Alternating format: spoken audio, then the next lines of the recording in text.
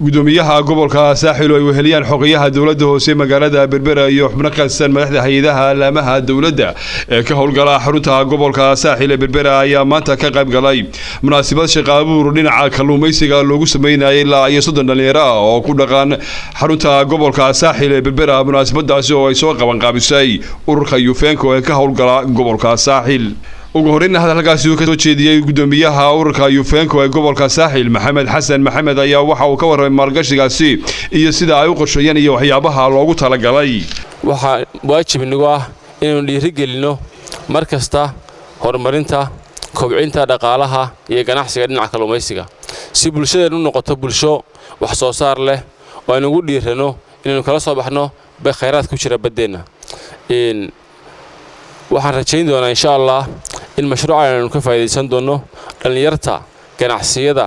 Chinese-ka iyo nasiibka u yeelan doona insha Allah waxa weeyaan waanu xayeysiin doonaa tartan bay gali doonaan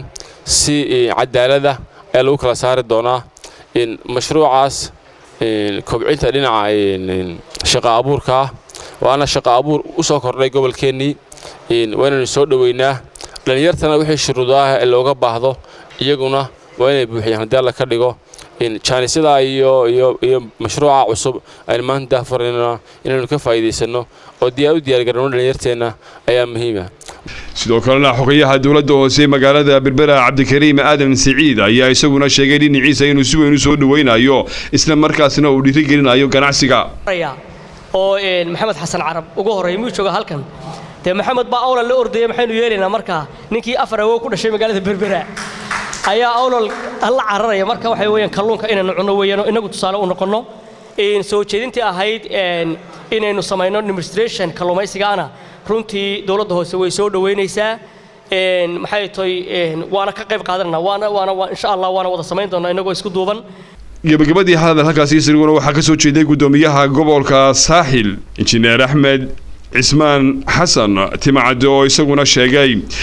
maalgashiga iyo muhiimadda uu leeyahay dhalinyarada iyo sida loogu baahan yahay shaqo abuur in loo sameeyo dhalinyarada ku dhaqan guud ahaan dalkan Jamhuuriyadda Soomaaliland Yufenco ay hore u sameysay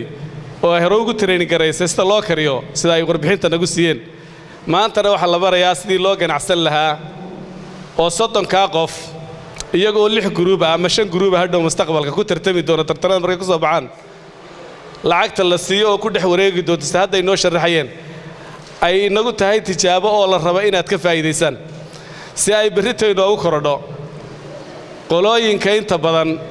UNDP dadka munaasabadaasi ka soo qayb galayay si weyn u soo jeedintay maalgashigaasi lagu sameeyo dhalinyarada iyagoo dadka intooda badanina ku tilmaamay